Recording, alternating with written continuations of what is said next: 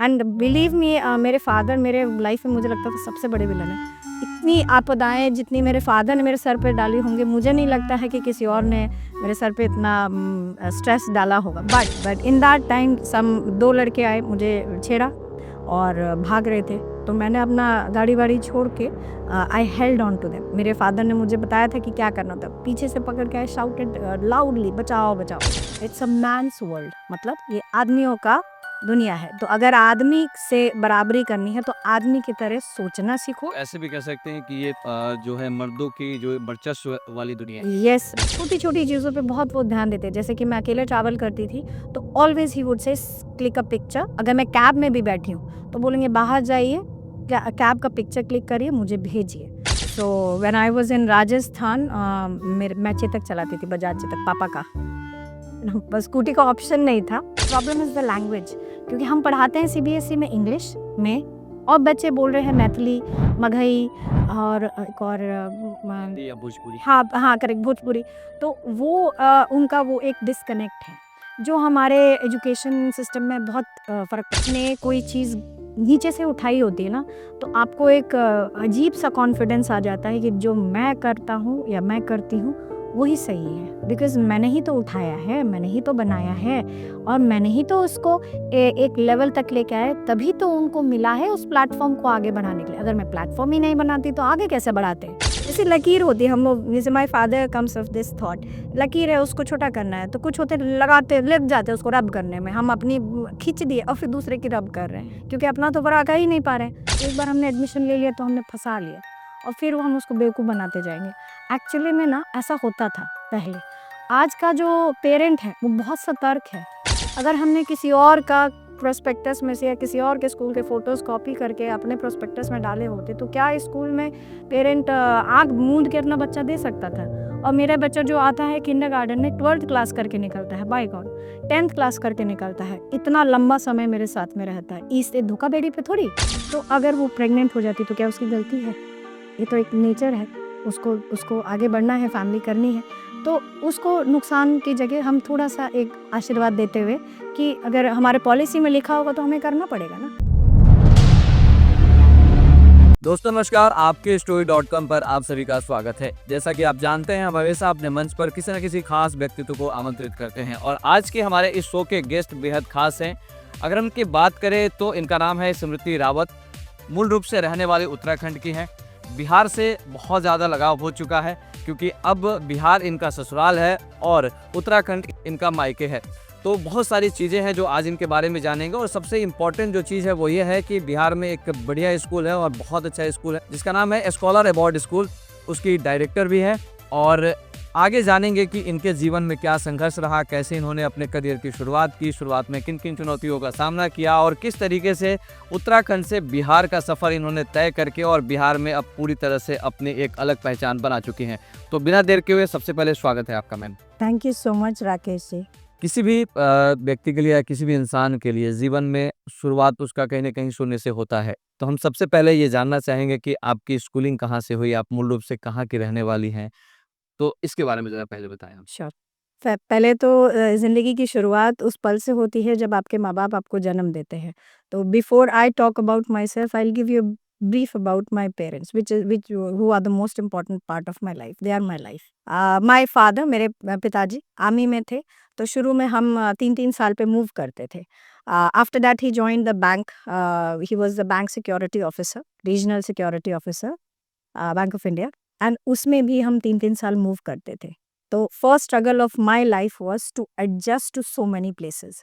एक तो आप जब रूट्स आप लोग मतलब कहीं भी रहते हैं तो आपके डीप रूट्स हो जाते हैं। मतलब पड़ोसी-अड़ोसी, फ्रेंड्स, टीचर्स, स्कूल आपका एक हो जाता है।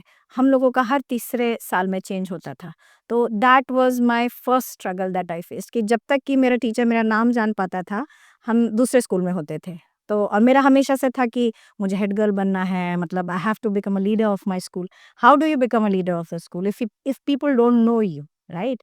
आपकी टैलेंट का, स्किल का, इंटेलेक्ट का ज्ञान जब तक होता है तब तक आप मूव कर जाते हैं। तो वो मेरा मतलब first half of my life till schooling it was a struggle. After that, I did my bachelor's from Lucknow, master's from Manipal University South, and that is it. So that was my schooling. And मेरे father का हमेशा से ये एक thought रहा है, बच्चा अगर पढ़े और उसमें अगर कैपेबिलिटी है तो उसको अपना एजुकेशन लोन चुकाना चाहिए।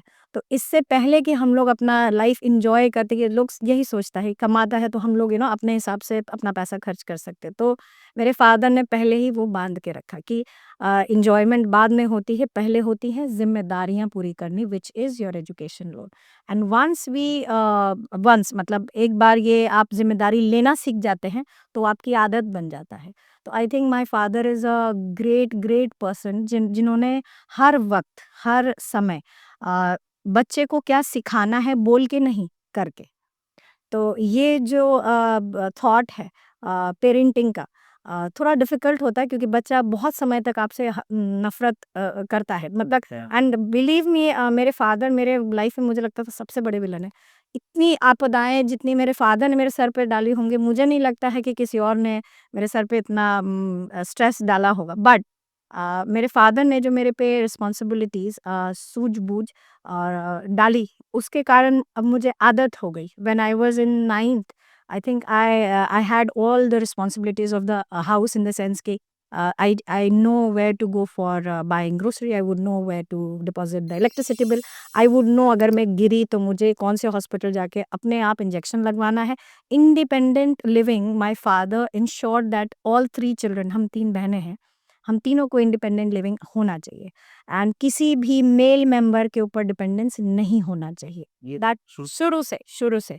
सो and his thought was it's a man's world, मतलब ये आदमियों का दुनिया है। तो अगर आदमी से बराबरी करनी है तो आदमी की तरह सोचना सीखो। ऐसे भी कह सकते हैं कि ये जो है मर्दों की जो वर्चस्व वाली दुनिया है। यस, बिल्कुल। तो आप अपने अंदर इतना सामर्थ्य रखो, इतना स्ट्रेंथ रखो, इतना पावर रखो, इतना कॉन्फिडेंस रखो और झेलने की क्षमता शुरू से होनी चाहिए। चाहे सामने वाला आपको नीचा दिखाए, आपके बारे में बुरा बोल दे या आपको बिल्कुल ही डिसरिगार्ड कर दे कि आप तो कुछ कर ही नहीं सकते। उसके बावजूद हिलना नहीं है, डटे रहना है।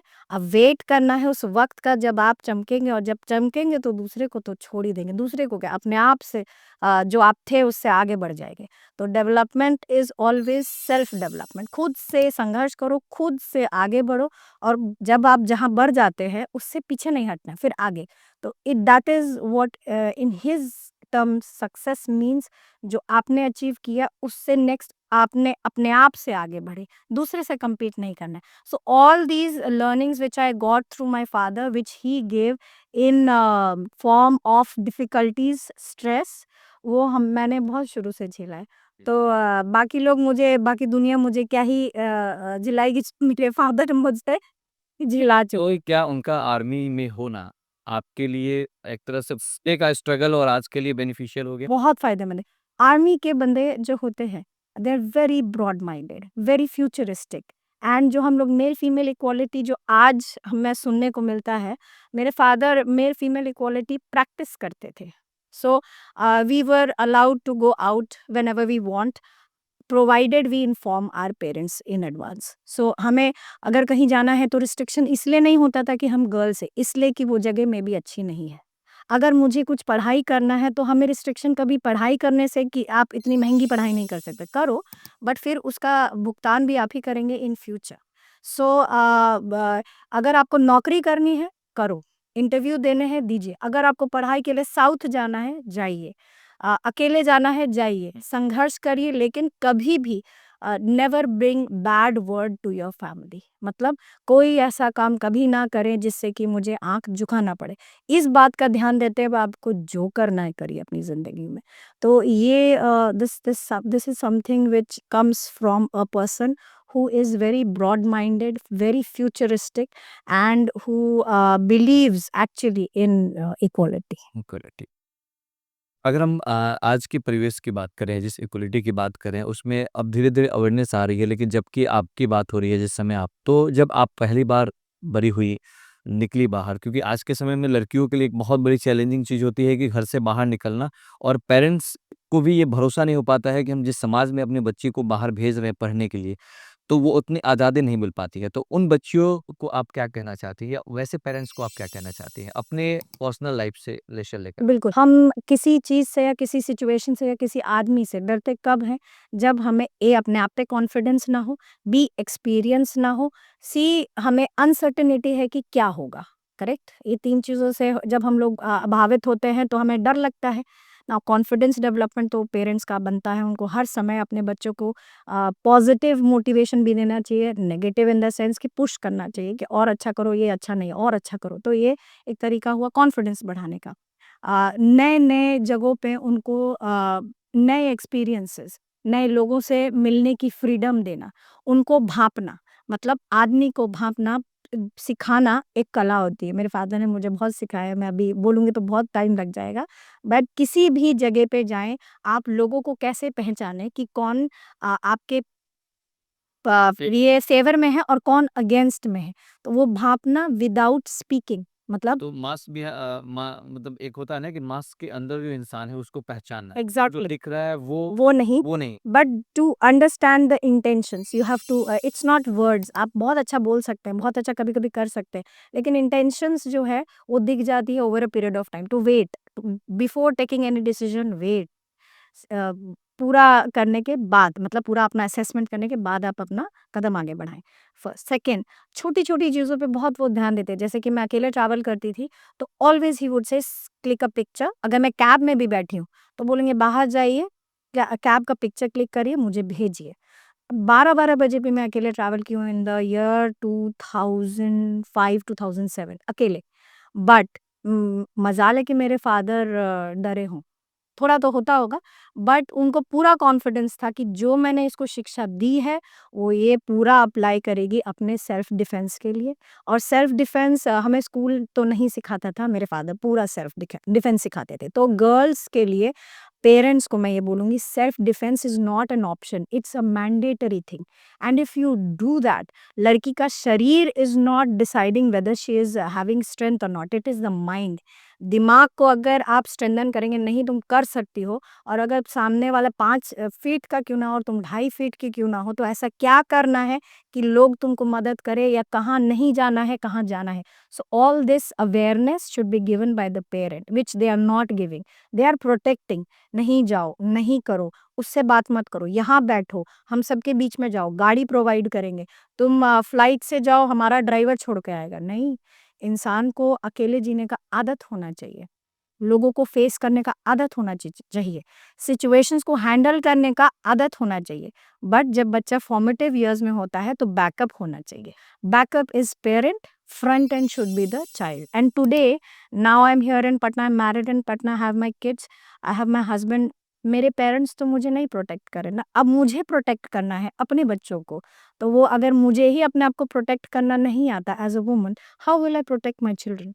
सो मैं ये पेरेंट्स को बोलना चाहूँगी जो फीमेल्स के होते हैं, that you need to teach them exactly what they should be teaching their children in future. खास करके जब उस दौरान की बात करें, मैं आपके साथ कोई ऐसी कभी घटना हुई जब आप बाहर निकले और आपको लगा कि ये क्या ऐसा क्यों हो रहा है? या फिर आपको कोई क्योंकि ठीक है एजुकेशन मिल रही थी, आपको प्रैक्टिकल नॉलेज भी मिल रहा था। लेकिन कभी-कभी हो जाता है कि उन सब चीज़ों के बावजूद भी जब हम बाहर निकलते हैं तो कुछ ऐसी अप्रत्याशित घटनाएँ हो जाती हैं जो हम उसके लिए पहले प्लान नहीं किए होते हैं। बट वैसे कोई घटना कभी आपके साथ? It happened in the year I was I think 9th Jaipur में। Again, Rajasthan and UP are very little, I would say 10 years back than Delhi and Bombay. So when I was in Rajasthan, मैं चेतक चलाती थी, बजाज चेतक, पापा का। बस scooty का option नहीं था, तो पापा के पास बजाज चेतक था, अगर चाहिए गाड़ी तो फिर बजाज चेतक चलाइए, तो मैं बजाज चेतक चलाती थी। वन फाइन डे पेट्रोल खत्म हो गया, आई वाज़ धक्का लगा के जा रही थी, and lot of people came for help कि हम कर देते हैं। मैंने नहीं, आई विल डू इट। थोड़ा-सा छोटा-सा शॉर्ट स्पैन था, I could do it, I knew it. But in that time some 2 लड़के आए, मुझे छेड़ा और भाग रहे थे। तो मैंने अपना गाड़ी-वाड़ी छोड़ के I held on to them. मेरे फादर ने मुझे बताया था कि क्या करना था। पीछे से पकड़ के आई शाउटेड लाउडली, बचाओ, बचाओ। अच्छा, ये तो यहाँ खत्म हुआ। एंड आई नो पुलिस का चेतक वगैरह होता है ना, गश्त पे चलता है, तो मुझे एग्जैक्टली पता था कि इस रोड पे कहाँ पे पुलिस का व्हीकल खड़ा है। I reach there by taking some, किसी का हेल्प लेकर के आई रीच, उनको मैंने हुलिया बताया, नंबर बताया। My father taught me that vehicle का नंबर याद रखो, रटने का काम पापा करवाते थे। जब भी ड्राइव करते थे तो मेरे से पीछे से, हाँ आगे वाले का क्या नंबर है, तो आदत आदत आदत आदत। So my thing was, even I was scuffling with the boy कि उसको पकड़ रखा था, आंख मेरा वो नंबर पे है, पूरा रट रही हूँ। इस सिचुएशन में भी मैंने उसका नंबर याद किया, वो पुलिस को बताया, उन्होंने उसको आगे रोका, उसको पुलिस स्टेशन वो लेके गए। I also went in the same vehicle, police, 9th class की लड़की हूँ, and I am talking about 1999। I did not have a mobile, so could not inform my father or mother that all this has happened. Police के साथ police station गई, सना लिखवाई हिंदी में, उन्होंने पूछा, मैंने लिखा, साइन किया, अपना नंबर डाला, फादर का नाम, उनका ऑफिस, सब डिटेल लिख करके पुलिस को दिया। सामने सामने में उन्होंने उन लड़कों को जो भी वो उनका तरीका होता है सिखाने का कि गलत था, वो कर रहे थे। And I just came back home, and because I was scuffling with them, I had lot of, मेरा ये पूरा छिल गया था, खून खून, मुझे पता भी नहीं। अच्छा, in this time I am not even bothered what has happened. When I reached home I was like, ये क्या हो गया? And my parents asked what happened, I said वो कुछ नहीं, ऐसे-ऐसे लड़का किया था। I went to the police, वहाँ गई स्टेशन में, हमने एफआईआर लिखवाया, कंप्लेन लिखवाया, वो लोग जो कर रहे थे वो करेंगे, अगर उनको आगे कोई कार्रवाई करनी वो घर आएँगे, पूछेंगे, आप बता दीजिएगा। इतने नॉर्मल टोन में मैंने ये हैंडल किया। माय फादर वाज अमेज्ड कि बिना हाइपर हुए, ना टेंशन लिए, ना चिल्लाते हुए, ना रोते हुए, I am simply स्टेटिंग facts, and पापा देख लीजिएगा अगर कुछ करना। जनरली ऐसे माहौल में जो लोग रोने लगते हैं या डर जाते हैं, इसी की दूसरे की जो मदद है वो रिक्वायरमेंट हो जाती हो। सही।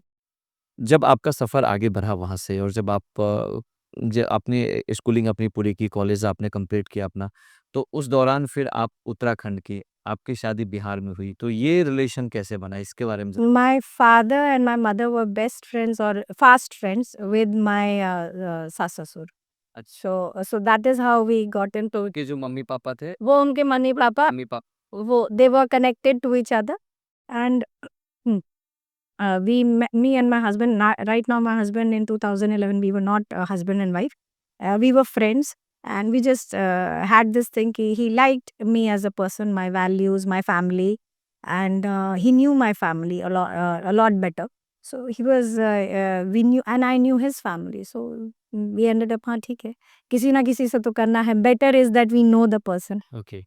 तो इस माध्यम से आपकी जो ससुराल है वो बिहार हो गया बिहार। और मायके आपका उत्तराखंड हो गया। करेक्ट। तो जब आप पहली बार, क्योंकि हर कोई जब अपने लाइफ में पढ़ाई करता है, एजुकेशन प्राप्त करता है, तो उसकी पहली नीड होती है कि हम कुछ ना कुछ अपने लाइफ के लिए, पर्सनल चीज़ों के लिए करें। जैसा कि आपने कहा कि आप लोन लेकर के, आपने एजुकेशन लोन लेकर के आपने पढ़ाई की।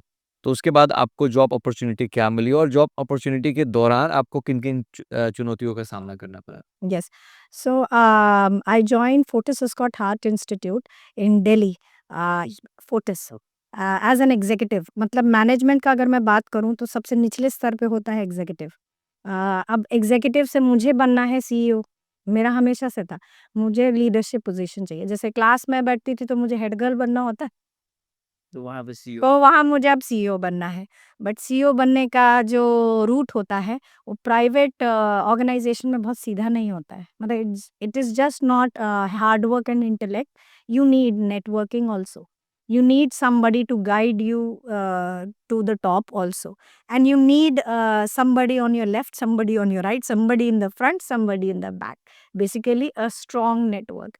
So, when I joined as an executive, I took, I think normally people take maybe 8 years to become a deputy manager. I took 5 years, 5 to 6 years to become a deputy manager. Now my growth, मेरा जो promotion या increments were always dependent on how hard I work. Because मेरा कोई godfather कभी भी कहीं नहीं था, तो मेरा एक ही गॉडफादर था, हार्ड वर्क। तो और मेरे को हमेशा ऐसा-ऐसा जॉब डिस्क्रिप्शन मिलता था, मतलब पोज़ीशन, जो मैंने पहले कभी नहीं किया। अच्छा, तो एंड कभी-कभी तो ऐसा भी होता था कि अभी ये डिपार्टमेंट बना है मैडम, आप देख लो। देख लो। अब क्या देख लो? कैसे देख लो? किसको देख लो, सही नहीं कुछ। कितना देख लो, हाँ। कुछ पता नहीं। So but still I realized after 2-3 years of working that I love challenges. मतलब मोनोटोनस मुझसे नहीं हो सकता है। अगर मैं कोई एक काम में बहुत एक्सेल करती हूँ, तो मैं बॉस के पास जाती थी, सर प्लीज़ ये मेरा 5 दिन का काम है, 2 दिन में, 1 दिन में हो रहा है, आप मुझे कुछ डिपार्टमेंट बढ़ाएँगे? We used to be amazed, my mentor, my boss was doctor Rajiv Singhal. मैं उनको बहुत मानती हूँ, बहुत बहुत अच्छे आदमी हैं। उन्होंने मुझे ज़िंदगी के बहुत सारे बॉस बनने के एक अलग ही फ़ैसेट सिखाया and I think I copy him a lot. I copy him a lot. तो कितने साल जॉब किया आपने? 9 इयर्स, 8 एंड हाल्फ 9 इयर्स। अच्छा। तो फिर 9 इयर्स जॉब के बाद तो काफ़ी उतार-चढ़ाव जो उस समय रहे। तो फिर ये शादी कब हुई, जॉब आपने कब शुरू की और जॉब कब छोड़ा और बिहार कब आप अपनी journey So I got married when I had 7 years, 7.5 years of experience. मैंने ज़िद से जॉब नहीं छोड़ी ये बोलते हुए कि नहीं I like my financial independence and I love what I have created for my self. क्योंकि देखिए, आप जैसे मीडिया इंडस्ट्री से हैं, आप अगर 10 साल मीडिया इंडस्ट्री में काम करेंगे, तो आपका एक नाम बन जाता है। लोग आपको ऐसे जब आप आते हैं तो बोले, "अरे! आ गए राकेश।" है ना? तो आपको अच्छा लगता है, क्योंकि आप आपके काम से जाने जाते हैं, करेक्ट? कि अगर या तो ये बोले, "अरे! राकेश जी उनका बेटा।" मज़ा नहीं आता। तो राकेश जी, अरे आपकी आपकी स्टोरी के राकेश जी आए हैं, तो अच्छा लगता है। तो मुझे भी बहुत अच्छा लगता था। जब मैं हेल्थ केयर में काम करती थी with the top companies, I worked with Fortis and then I worked with Max healthcare. And the third top company is Apollo, I would have gone to Apollo also अगर मुझे थोड़ी freedom मिलती of decision making. But so I had this thing कि नहीं, नहीं मेरा नाम सब लोग जानते हैं, मुझे सीईओ बनना है। 15 साल अब मैंने अपने आप को दिए, मुझे बनना है। तो माय हस्बैंड बहुत बहुत ही अच्छे आदमी हैं, राणा राहुल सिंह। उन्होंने बोला हाँ ठीक है, आप कंटिन्यू करिए, बट वो चाहते थे कि अपने मन से जब भी वो क्योंकि he was the director of scholars about school, he never wanted to force me into coming and joining his school because जब भी आप किसी से ज़बरदस्ती करते हैं ना, तो मन खट्टा होता है, बिल्कुल। तो वो तो नहीं करना है। तो ही सेड यू कंटिन्यू, जब आप मन से बोलिएगा कि आप आना चाहते हैं, then you come. So I think 7.5 years, 7.5 years of my experience I was in healthcare, and I stretched up to 1.5 year more, and then I shifted to mm, Bihar. Bihar. जब आप बिहार आए तो बहुत सारी चीज़ें कल्चर जब अलग-अलग होते हैं, जब आपका रूट्स कहीं और है और फिर जब आप नई जगह पे आते हैं, तो बिहार आने के बाद आपको किन-किन चुनौतियों का सामना करना पड़ा? Mindset, mindset mindset. जैसे I बहुत ही छोटी सी चीज़ है, कपड़े पहनने की शैली। तो जब आप कॉर्पोरेट में होते हैं तो you have corporate dresses like people wear till your knees से नीचे। um, I was under the impression कि I joined as a vice principal. So I thought that it's a management post and I should carry myself with the same dignity as I was carrying in my Portis and Max. So I continued wearing the same. आपकी जो dressing sense थी वो उस I carried. Carry करें। हाँ, because it is of official dressing sense. But when I came over here, I got to know that this is not respectable. मतलब ये जो आप एजुकेशन संस्था में हैं और वाइस प्रिंसिपल हैं, ये ड्रेस नहीं एक्सेप्टेबल है। क्या सो हुआ करता था? वो आपका ऑफिस ड्रेस, जैसे आप शर्ट पैंट में है, मैं 3/4 तक पहनूंगी। तो I did not understand. First I was very rigid in the sense कि नो, दिस इज रॉन्ग, ये गलत धारणा है। ड्रेस नहीं डिसाइड कर, length of the dress, and I have covered all my feet, how are you saying it is not respectful and accepted? So मेरा ये धारणा था, but what I understood is कि बदलाव एक दिन में नहीं आता, और अगर आप 1 अगेंस्ट अ लाख फाइट करिएगा तो आप हमेशा आपकी एनर्जी फाइटिंग में लगी रहेगी। सो आई सेड कि dress is not a very important thing in life, just change. So I changed my dressing to dressing which was acceptable to the place that I was working in and to the environment that I was around. So आप देख सकते हैं। चीज़ change करते हैं आप। तो तो लेकिन actually dress is a part of your personality. So when you change the way you dress, you actually change your personality. So I had to change, or maybe transform, not change, change is a negative word, transform. I transformed my personality, and I'm today, then I look back, I feel I should have transformed earlier. So yeah. जब यहाँ पे आप आई जब आपको क्योंकि पहले से school चल रही थी, तो एक तरह से माना जाए कि चीज़ें बेहतर थी यहाँ पे। करेक्ट। आपको बस उसमें जॉइन करना था और उसको और बेहतर अपना योगदान देना था। लेकिन क्योंकि एक फैमिली मेंबर में चीज़ों को चलाना, सँभालना, बहुत सारी चीज़ें क्योंकि 2 चीज़ें एक साथ होनी थी आपके साथ। करेक्ट। एक तो आपको फैमिली के कल्चर को समझना था, साथ ही साथ एक नए प्लेस पे आप करके आपको बिज़नेस के कल्चर को समझना था। तो बिज़नेस वाले कल्चर में तो आपने अपनी बात रख दी। करेक्ट। फैमिली में आपने अपने आप को कैसे एडजस्ट किया? क्योंकि उत्तराखंड का कल्चर कुछ और है, बिहार का कल्चर कुछ और है, वहाँ का माइंडसेट फैमिली माइंडसेट कुछ और है, यहाँ का फैमिली माइंडसेट क कुछ और है। और उसमें भी जब आप आते हैं तो जॉब कर रहे थे, वहाँ से आते हैं फिर आप एक तो इन चीज़ों को कैसे मैनेज किया? Oh, it was very easy because the challenges are in your mind. जो भी बाधाएँ होती हैं आप अपने मन में बाँधते हैं पहले और ज़िंदगी में आती बाद में, ऐसा ही होता है। तो when I changed the way I was wearing, I transformed my mind पहले से। Now when I say sector, actually my problem था that I changed my sector. I changed my sector from education healthcare to education. But a very beautiful aspect was कि healthcare is a service industry and education is a service industry. सिर्फ आपका customer बदलता है, that is patient से आप student पे आ गए, but you are the same. So मेरा एक बहुत पॉजिटिव एस्पेक्ट ये रहा। जैसे केयरिंग ही यहाँ पे yes, nurturing, caring, safety, system, protocols, policy, वो सब चीज़ सेम होता है, बट थोड़ा सा इम्प्लीमेंटेशन अलग होता है and the entities which ensures भी थोड़ी अलग वो होते हैं। अलग। यहाँ हैप्पीनेस है और वहाँ पे हमेशा आप प्रतिदिन कुछ करेक्ट, कुछ correct, correct. So environment change है, बट आपका ऑलमोस्ट वर्किंग सेम रहता है। So that was a plus point to me कि मुझे end product which is my students को सोचने समझने में बहुत समय नहीं लगा। पेरेंट्स को सोचने समझने में बहुत समय नहीं लगा, बहुत ईज़ी लगा मुझे। Difficult was to understand where they come from, मतलब ये सोचते कैसे? मतलब ये आया कहाँ से? तो क्योंकि I am coming from a different broad minded, ये वो, फॉरवर्ड, इंडिपेंडेंट, चैलेंजिंग, मतलब वो तो मुझे ऐसा लगता था कि सभी का होता है। But when I came over here it was the little bit different. Parents are very protective, they are very back foot पे चलते हैं। Students are not that confident, because I would culture की बात करें हाँ, आप यहाँ पे because problem is the language, क्योंकि हम पढ़ाते हैं सीबीएसई में इंग्लिश में और बच्चे बोल रहे हैं मैथिली, मगही और एक और हिंदी या भोजपुरी हाँ, हाँ, करेक्ट, भोजपुरी। तो वो उनका वो एक डिस्कनेक्ट है, जो हमारे एजुकेशन सिस्टम में बहुत फ़र्क पड़ता है। सो जिनके घरों में भाषा चलती है Maithili, Magahi and all of that, बच्चे जब स्कूल में आते हैं तो बहुत मुश्किल होता है उनको समझ पाना। वोकैब्युलरी नहीं आता है, स्पेलिंग नहीं आ पाता है, सेंटेंस फॉर्मेशन नहीं आ पाता है, बहुत धीरे-धीरे सीखते हैं। तो that was there, and because I am talking about my affiliated school which is in Mahangupur. So that is a suburb area, मतलब टियर, मतलब पटना से हट के है। एम्स पटना से 4 किलोमीटर और अंदर है, तो थोड़ा-सा उधर कल्चरल डिफरेंस है। Now we have another school, a different trust school which is a sister concern, the ideal scholars about school Ashiana में। There the students don't have this problem, है ना? दे ग्रामीण क्षेत्र है और वहाँ पे कल्चर जो है आप जो बात करते हैं फैमिली का वही है। Correct. So my struggle was Mahangupur, how to bring it up. But first I have to understand students and parents, and then from there I have to, nurture it. When I joined the school in, let's say 2089, I think 19. So there were only 150 students. अब सोचिए, statistic देती हूँ, थोड़ा shocking लगेगा। That 2007 का affiliation school, 150 बच्चा। 2007 2007 का affiliated school. इसमें हाँ, डायरेक्ट एडमिशन जो होता है ना, मतलब एक होता है कि हमने सिटी स्कूल से एडमिशन करके भर दिया, वो देयर इज़ वो तो 1500 2000 है।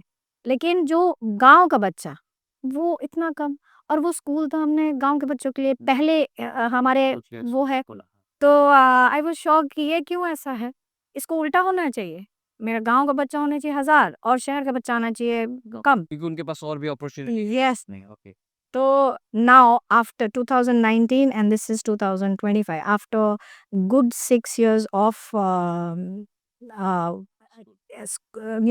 I would say literally द्वंद्व बोलते हैं हम लोग, हिंदी में द्वंद्व, it's conflict of ideas, but my idea is now successful. My suburbs के बच्चे speak English almost 19-20, like my Ashiana students. My अगर मैं एनुअल फंक्शन अभी हम लोग का लास्ट 3 साल से एक साथ होता है, you cannot नहीं, you cannot identify which student is coming from which school. You क्योंकि can जो जिस लोकेशन की आप बात करें, नौबतपुर की बात करें, एग्जैक्टली वो पूरा रूरल एरिया है, वहाँ के बच्चे भी जो शहर के बच्चे हैं, जो आसाम में जो आपका compete स्कूल करें। एंड आपको मैं बता दूं, आपको मतलब it was shocking to the management of the school, older management, now we are the current management. Older management got shock of their lives कि पिछले 4 साल से हमारा सीबीएसई का टॉपर मंगूपुर से है। अच्छा की अलर में करेक्ट। तो मेरा ये मानना है कि एक्चुअली गाँव का या आप कहें सबर्ब का बच्चा, उसको डिस्ट्रैक्शन लाइफ में बहुत कम है, और आप उसको अच्छा टीचर, अच्छी गाइडेंस, अच्छा प्लेटफ़ॉर्म दे दिया, तो वो बच्चा तो पीछे हटने वाला नहीं है, क्योंकि आपने उसको वो दे दिया जो उसको किसी ने भी नहीं दिया। दिया। और बाकी उसको कुछ चाहिए ही नहीं, क्योंकि ना उसके पास में कोई बहुत अच्छा हाँ, मॉल है, नहीं, हाँ। या वहाँ पे कोई शॉपिंग सेंटर्स नहीं है, या वहाँ पे कोई मतलब there is nothing commercial going on, right? तो बच्चा कहाँ जाएगा? तो बच्चा पढ़ेगा, और बच्चे को मज़ा आता है पढ़ने में, क्योंकि उसको टीचर अच्छा मिल गया, उसको ग्राउंड अच्छा मिल गया, उसको को-करिकुलर एक्टिविटीज़ के लिए बहुत अच्छा प्लेटफ़ॉर्म मिल गया। उसको song teacher, dance teacher, library, उसको स्मार्ट क्लास, उसको क्या बोलते हैं स्मार्ट टीवीज़, उसको labs, bio, physics, chemistry, computer, मतलब my school is like their paradise, because things that they can never imagine in their own houses. बेचारों के पास मतलब लैपटॉप भी नहीं है, अब शहर के बच्चों के पास में तो है। So for them my school became huge attraction point, and that is the reason why they have excelled so much. तो And the older management, uh, the lines of older management is कि जो जिस स्तर का है हम उसी स्तर के से तो उनको टीचर देंगे, टीचर तो फिर उनका स्तर कैसे बढ़ेगा? So my thing is when we talk about education, education is about equality. If you don't give them equal opportunity, don't give them equal platform, don't give them equal level of teachers, don't give them equal facilities, then how do you expect them to compete with the city students? Huh? So older management and present management had this difference of opinion, and that was very difficult to handle because there was a personal angle to it. My family, that is my sasural, and my senior old management is the same. So जो भी आपके difference of opinions होते हैं education front पे, मतलब office में, वो घर में भी ट्रांसलेट कर जाते हैं। तो ठीक है, that is part of life I think, and because my father prepared me from the start for fights and struggles and challenges, I don't think I had a problem dealing with that. तो yes, struggle था, but मेरे लिए नहीं था। जिस तरीके से आज के दौर में आप स्कूल को लीड कर रही हैं, अगर हम अपने अभी पर्सनल चीज़ों पे थोड़ा-सा अगर हम आते हैं, और जिस तरीके से आप बताया कि जो ओल्ड मैनेजमेंट यानी कि फैमिली के ही मेंबर होंगे जो ओल्ड अचीवमेंट, तो उस कॉम्पिटिशन में जब ये चीज़ें आपको लगता है कि मैंने बेस्ट किया, तो आमतौर पे एक जलन की भावना आती है, ये कौन-सा सवाल है, ये तेज़ टेका रन। कोई ऐसा है होता है क्या कि नहीं भाई, कोई बहू आई या फिर कोई हमारी क्या आई तो हमको अब ओवरटेक कर रही है? नहीं, नहीं, नहीं। सो जलन तो बहुत ही लो लेवल ऑफ एक बहुत ही इनकॉन्फिडेंट ह्यूमन बीइंग जेलस होता है। तो नहीं, ओल्ड मैनेजमेंट तो जेलस तो नहीं है, इसमें कोई डाउट ही नहीं है। बट हाँ, जब आपने कोई चीज़ नीचे से उठाई होती है ना, तो आपको एक अजीब-सा कॉन्फिडेंस आ जाता है कि जो मैं करता हूँ या मैं करती हूँ, वही सही है। बिकॉज़ मैंने ही तो उठाया है, मैंने ही तो बनाया है, और मैंने ही तो उसको एक लेवल तक लेके आए, तभी तो उनको मिला है उस प्लेटफ़ॉर्म को आगे बढ़ाने के लिए। अगर मैं प्लेटफ़ॉर्म ही नहीं बनाती तो आगे कैसे बढ़ाते? तो ये जो एक अजीब-सा एक feeling, and I think God forbidden, touch wood, अगर मैंने भी कभी, जैसे मैंने एक छोटा-सा एक अपना नीनो एलमोर एक डिफरेंट विंग शुरू किया है फुलवारी बिरला कॉलोनी में। मैंने भी उसको नर्चर किया है, बट अनफॉर्च्युनेटली और फॉर्च्युनेटली मेरे अंदर वो अभी तक नहीं आया कि ये मतलब मैंने किया है, तो कोई भी अगर उसमें कोई मुझे बताता है कि मैम ऐसा कर लीजिए तो और अच्छा हो जाएगा, मैं सुनती हूँ और मैं करती भी हूँ। और अगर कोई कर लेता है अच्छा और बाद में मुझे बताता है मैम मैंने ये कर लिया है और मैम इससे ऐसा हो गया फ़ायदा, तो मुझे अच्छा लगता है। मतलब मुझे लगता है कि अगर एंड अंत भला तो सब भला वाली जो बात होती है, मुझे मैं इस थॉट से आती हूँ। इरिस्पेक्टिव कौन करता है फ़र्क नहीं पड़ता है, एज़ लॉन्ग एज़ द मंशा is good, intention is good and and is good, right?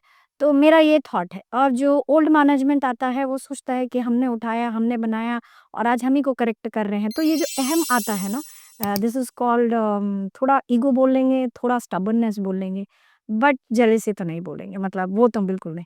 तो ये जो अहम आ जाता है, this is the I would say, I think सब में कहीं न कहीं, कभी न कभी आ ही सकता है।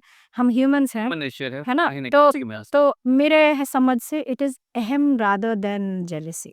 तो अहम से लड़ने का एक ही तरीका होता है, जो मेरा तरीका है कि आप इतना अच्छा और इतना बढ़िया और इतना आगे का काम करिए कि वो अहम अपने आप छोटा हो जाए। मतलब आप अहम को छोटा कैसे करिएगा? रब तो नहीं कर सकते, तोड़ेंगे तो दूसरे इंसान को तकलीफ़ होता है।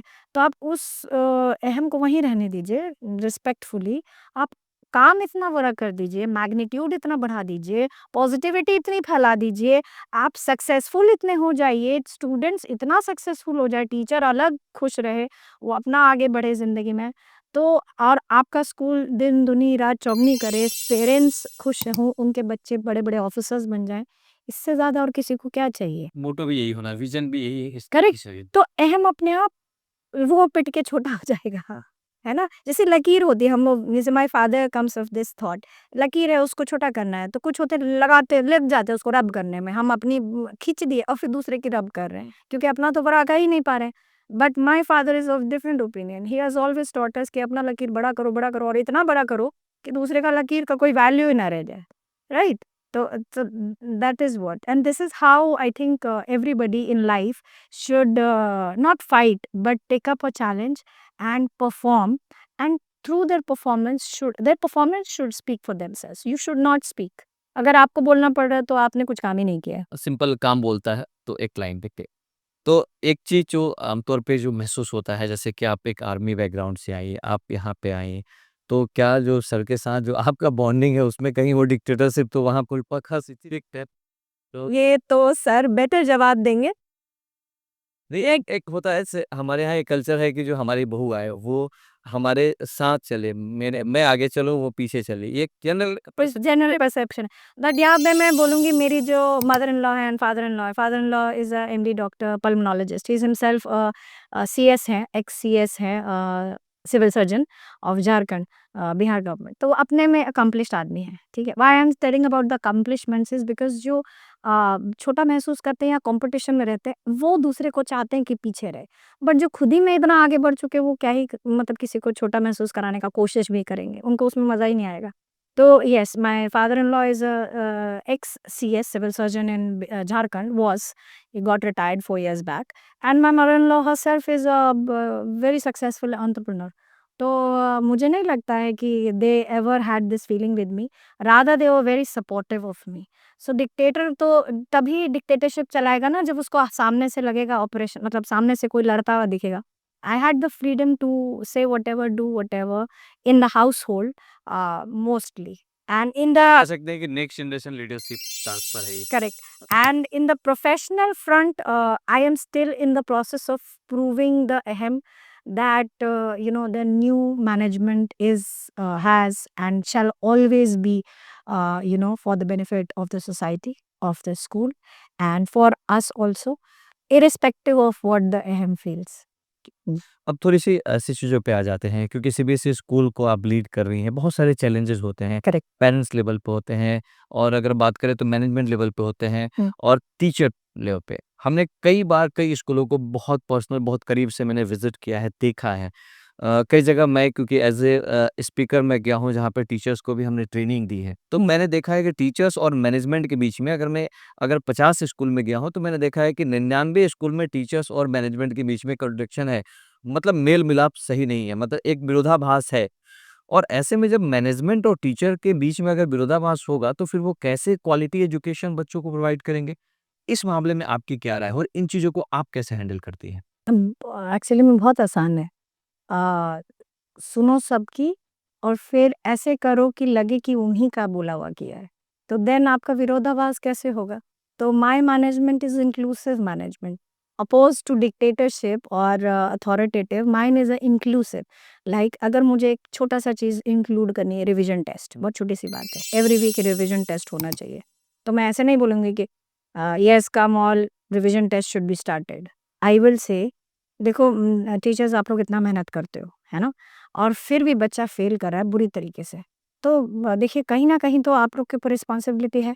अब क्यों ना हम ऐसा करें कि बच्चे को हम अब डंडा से तो नहीं सिखा सकते कि आप पढ़ो पढ़ो रिवाइज करो, आप राइटिंग पूरा कराते हो, क्लास वर्क होमवर्क, आप क्लास टेस्ट भी ले रहे हो, मतलब चैप्टर खत्म होने के बाद में आप रिवीजन भी कराते हो एग्जाम से पहले, फिर भी आपका बच्चा 10% फेल हो रहा है, तो क्या डिफरेंट करना चाहिए आप बताओ।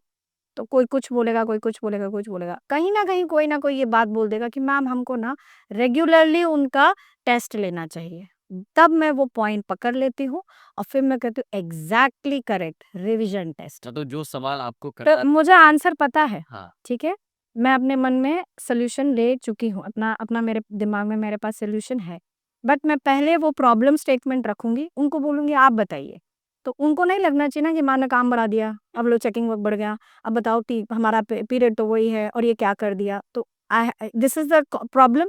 वो अपना मैंने अपना प्रॉब्लम स्टेटमेंट रखा, उन्होंने बोला रिवीजन टेस्ट, मैंने बोला करेक्ट रिवीजन टेस्ट, अब रिवीजन टेस्ट लेना है, करेक्शन आप लोग नहीं करेंगे, क्योंकि देखिए टीचर्स का वक्त स्कूल में लिमिटेड है, उनका वो भी एक इंसान है, उनको भी घर जाना है।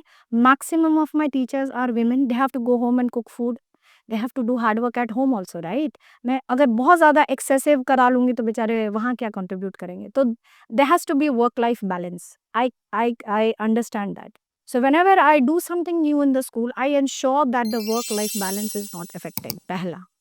दूसरा, उनका वर्कलोड इंक्रीज करने का, अननेसेसरी वर्कलोड इंक्रीज करने का कभी कोई काम नहीं करती, और अगर वर्कलोड इंक्रीज होता है तो I try to either add a manpower और remove something which is rudimentary, मतलब बहुत टाइम से चली आ रही है और बेचारे करे जा रहे हैं, उसको मैं हटा देती हूँ, या ऑटोमेशन, कोई चीज़ मैं कंप्यूटर से करवा लूँ, मतलब जैसे हम लोग पहले रिपोर्ट कार्ड्स आप याद करेंगे सब लोग, हम हाथ से लिखते थे, जी बट टीचर का फालतू टाइम वेस्ट होता था, अब हमारा प्रिंटेड निकलता है, तो टीचर का ये वक्त बच्चा बच गया, अब हमने उनको दूसरा काम दे दिया। So substitution of work, you automate something और you remove something which is rudimentary, but ensure that work like balance is there. सो अगर आप ये 3 चीज़ों पे अगर ध्यान दे दिया, मुझे नहीं लगता है कि टीचर और मैनेजमेंट में कभी भी द्वंद्व हो सकता है। तो मेरे स्कूल में मैं I would love to have you over whenever I am having my weekly, monthly और एकेडमिक रिव्यूज़ और को करिकुलर एक्टिविटी रिव्यू और जनरल एडमिशन। आज आप शायद आए थे तो आपने देखा था कि मैं अपनी admission team, front office team, back end team से इंटरैक्ट कर रही थी, तो that setup, whatever I was talking, I was more listening to them rather than talking. I knew what I wanted to do but I wanted them to speak, correct, because किसी का लाया हुआ idea उनको लगता है ना कि अरे मैंने बोला है और ये एक्सेप्ट हो गया, तो वो उसमें खुशी से काम करता है। बट अगर वही उनको लगता है कि ये थोपा गया है, तो वो आधे से काम करता है। सो मैनेजमेंट जो जो इंक्लूसिव मैनेजमेंट टर्मिनोलॉजी है, अगर आप उसको अपने काम करने के तरीके में डेली बेसिस पे यूज़ करें, मंथली एंड वीकली एंड सारे जितना भी आपका प्रोसेस है उसमें इंक्लूड करेंगे, तो आप ये देखिएगा कि आपका काम बहुत एफिशिएंटली होगा, खुशी से होगा, विदाउट एनी मतलब रिस्ट्रिक्शन और एनी रेजिस्टेंस से होगा, and your teachers will be absolutely in aligned to your vision and your aim. Yes. एक चीज़ जो आमतौर पे और देखने को मिलती है टीचर्स की ही अगर बात कर लेते हैं तो जब स्कूल की खास करके पेरेंट्स की जो कंप्लेन मान लीजिए इसको आप, कई ऐसे पेरेंट्स का मानना होता है कि जब स्कूल की सेशन स्टार्ट होती है, जब टाइम एडमिशन का होता है तो उस समय आप कुछ अच्छे-अच्छे टीचर को सेलेक्ट कर लेते हैं। करेक्ट। और जैसे ही 1-2 महीना बीतता है, एडमिशन का टाइम आपका खत्म हो जाता है, तो फिर उसके बाद बाकी जो अच्छे टीचर होते हैं वो हाई पेड होते हैं, उनको आप रिमूव फायर करते हैं और फिर एडजस्ट करने लगते हैं इंटरनल, तो उसका सीधा-सीधा असर क्योंकि आप पेरेंट्स एकेडमिक तो आप पे होता है कब। पेरेंट्स होता है। तो ऐसी चीज़ों को जो पेरेंट्स जो ऐसा समझते हैं, तो कई जगह पे ऐसा होता है। आप इस पे क्या डील करती है और क्या स आपका नज़रिया क्या है? जी। आप जो बोल रहे हैं 100% होता है उन स्कूलों में जो जस्ट पैदा हुए होते हैं, मतलब जो लोग 1 साल 5 साल वाले स्कूल होते हैं, क्योंकि उनके पास प्रॉब्लम होता है financial backup.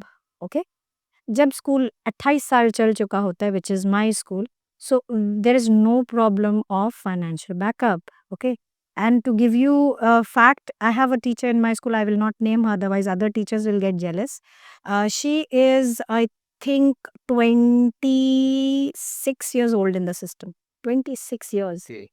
There's a chemistry faculty in my school who is 12 to 13 years in the system. There are two teachers who started as kindergarten teachers 13 years back, 14 years back. Now they are teaching 10th TGT, and one of them is teaching 8th, 7th and 8th.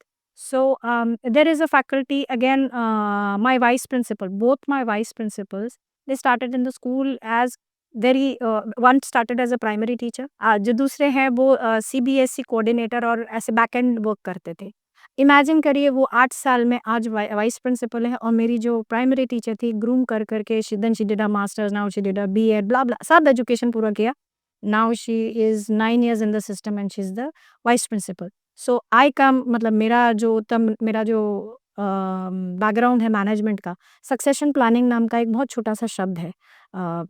बहुत लोगों को पता नहीं होता है उसका मतलब होता है मेरे जाने से पहले मैं अपने आगे आने वाले को ट्रेन कर दूँ।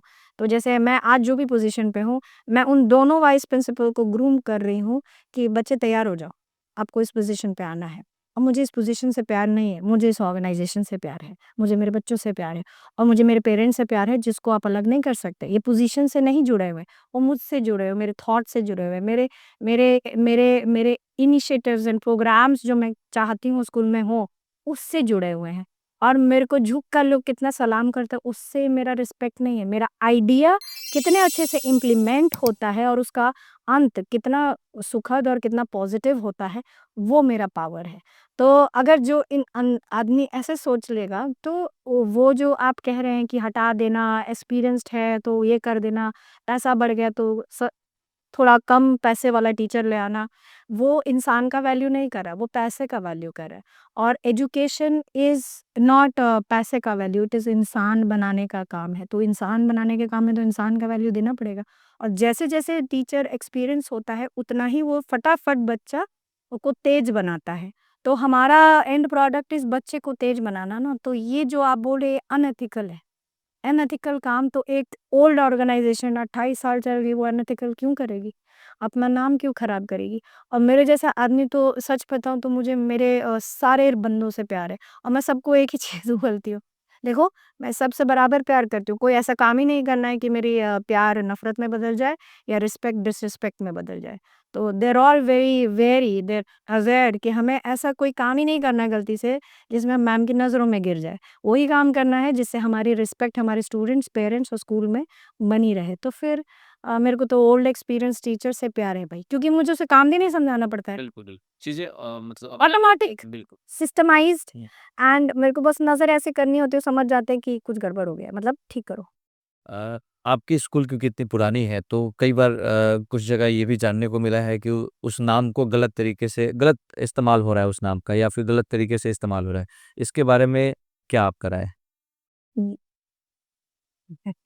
ये बड़ा कंट्रोवर्शियल बात है, लेकिन इसका सिंपल आंसर ये है कि 28 साल या जो भी एक्सपीरियंस ऑर्गेनाइजेशन होता है, दूसरा आदमी अगर उसका नाम यूज़ करते हुए लेट्स से एडमिशन लेता है, यही काम होता है, हम किसी का नाम का क्यों यूज़ करते हैं? क्योंकि हम चाहते हैं कि सामने वाले पर्सन को हम लुभा लें for taking admissions, and then once the हमें ऐसा फ़ील होता है कई लोगों को कि एक बार हमने एडमिशन ले लिया तो हमने फँसा लिया, और फिर वो हम उसको बेवकूफ़ बनाते जाएँगे। एक्चुअली में ना ऐसा होता था पहले। आज का जो पेरेंट है वो बहुत सतर्क है। वो जो आप प्रोस्पेक्टस में अगर एक फ़ोटो भी छापते हैं, वो ढूँढता है आपके स्कूल में आके कि कहाँ है? अगर आपने प्रोस्पेक्टस में छाप दिया स्मार्ट क्लास, तो देखेगा कि हाँ, ये क्लास है भी कि नहीं। लैब अब मैं अगर डाल दिया, जैसे मेरे स्कूल का लैब बहुत सुंदर लैब है। आप आइएगा कभी तो मैं आपको दिखाऊँगी, बहुत सुंदर लैब है। जितने भी एक्सटर्नल्स आते हैं सीबीएसई से हमारे यहाँ प्रैक्टिकल्स लेने, वो अमेज़्ड हो जाते हैं कि बाप रे! ऐसा लैब भी है बिहार में, इतना सुंदर लैब है। तो एंड बहुत स्पेशियस। तो अगर उसकी फ़ोटोज़ ले लेके कोई स्कूल उसको अपने प्रचार में लगाता है, प्रॉस्पेक्टस में डाल देता है, कैलेंडर में डाल देता है, इंस्टाग्राम पे मार्केटिंग करता है, ऑडियो वीडियो में डाल देता है, तो उसको मोमेंटरीली, मतलब अभी के लिए तो फ़ायदा हो जाएगा, लेकिन इन लॉन्ग रन वो अपना ही नाम खराब कर लेंगे। इसमें मेरा क्या खराबी है? मेरा कोई खराबी नहीं, मेरा तो इस्तेमाल हो गया।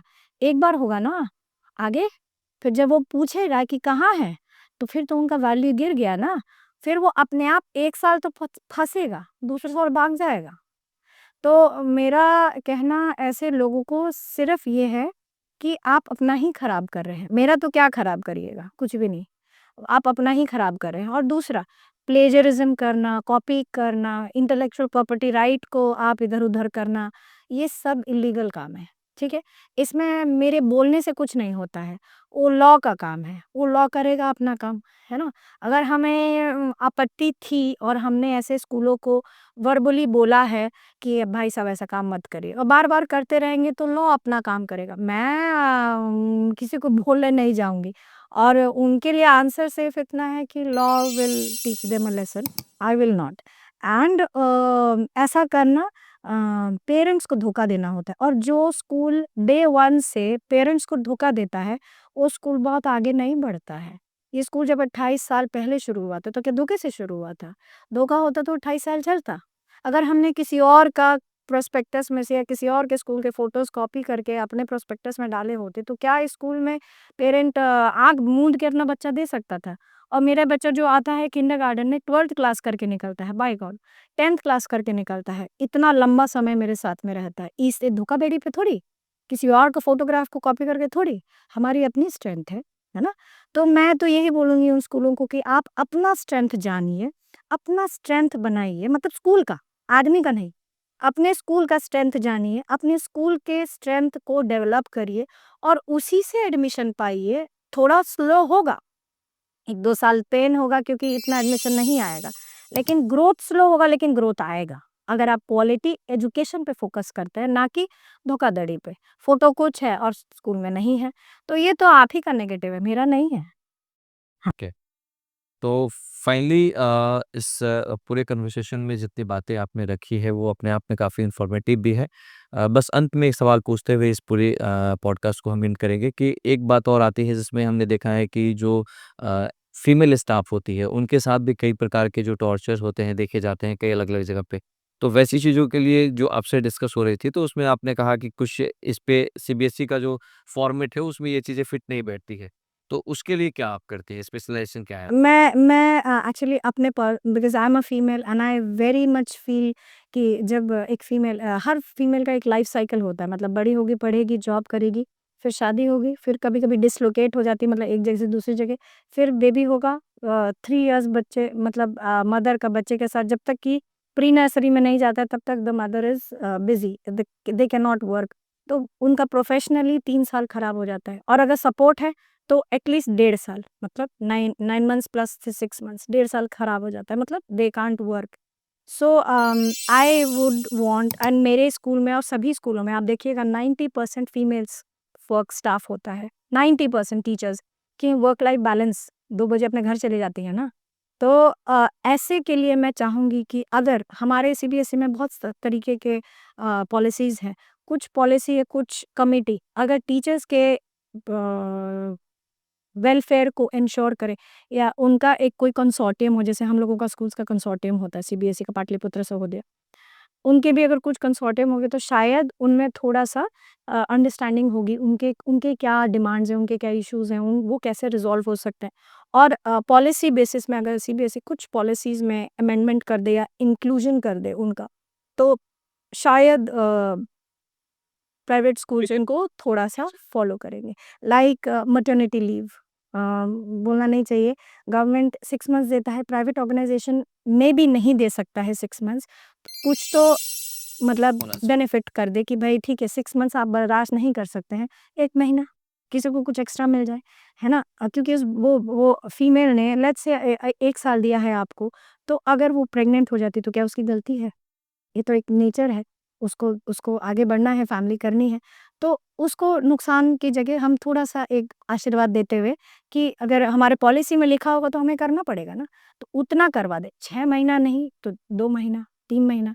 एंड सम वर्क रिलैक्सेशन, जैसे कि अगर इफ वुमन इज़ प्रेग्नेंट, हमारे प्राइवेट ऑर्गनाइज़ेशंस में क्या होता है, वर्क फ्रॉम होम भी मिल जाता है, अब टीचिंग में तो नहीं मिल सकता, तो कुछ relaxation of work, half day work, कुछ ऐसा शुरू हो जाए जिससे कि टीचर मेंटली भी बिज़ी रहे, फिज़िकली भी एक्टिव रहे, और उसका बिल्कुल ही ना छूट जाए।